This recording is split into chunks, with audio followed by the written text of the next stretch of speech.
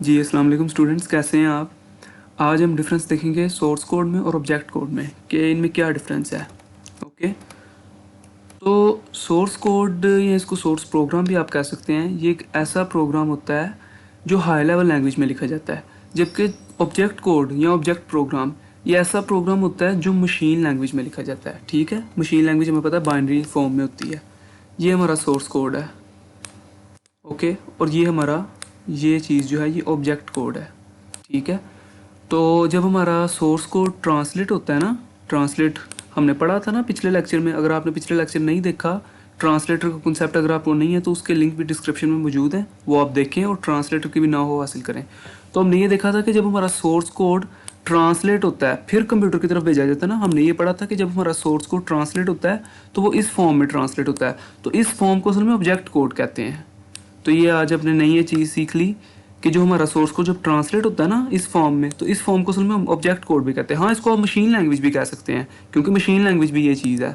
ठीक है, तो ये ऑब्जेक्ट कोड असल में जो ट्रांसलेटेड सोर्स कोड होता है ना, उसको ऑब्जेक्ट कोड कहते हैं। ओके, ये नई चीज़ हमने आज सीखी। जो हमारा सोर्स कोड होता है कंप्यूटर इसको डायरेक्टली अंडरस्टैंड नहीं करता, इसके लिए दरमियान में एक ट्रांसलेटर की ज़रूरत पड़ती है। हमारा सोर्स कोड पहले उस ट्रांसलेटर के पास जाता है, उसकी तरफ भेजा जाता है।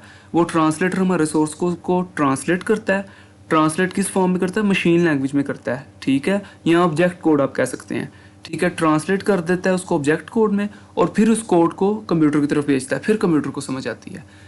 ठीक है, जबकि जो ऑब्जेक्ट कोड होता है चूंकि वो पहले से ही मशीन लैंग्वेज में होता है, यानी कि बाइनरी फॉर्म में होता है, 0 1 में होता है, और कंप्यूटर की अपनी लैंग्वेज भी 0 1 फॉर्म है, यानी कि बाइनरी फॉर्म में मशीन लैंग्वेज है। तो इसलिए फिर दरमियान में किसी कंपाइलर भी एक ट्रांसलेटर ही है, दरमियान में किसी ट्रांसलेटर की ज़रूरत नहीं पड़ती। डायरेक्ट कोड जाता है और कंप्यूटर उसको अंडरस्टैंड कर लेता है।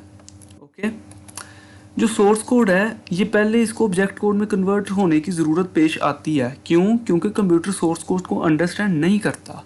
ठीक है, तो हमारा सोर्स कोड पहले ट्रांसलेट होता है। किस फॉर्म में ट्रांसलेट होता है? मशीन लैंग्वेज में। ठीक है, उस फॉर्म में ट्रांसलेट होता है, उस फॉर्म को आप ऑब्जेक्ट कोड कह सकते हैं। ठीक है, और फिर एग्जीक्यूट होता है। जबकि ऑब्जेक्ट कोड चूंकि पहले से ही मशीन लैंग्वेज में होता है, ठीक है, इसलिए किसी ट्रांसलेटर की ज़रूरत नहीं पड़ती।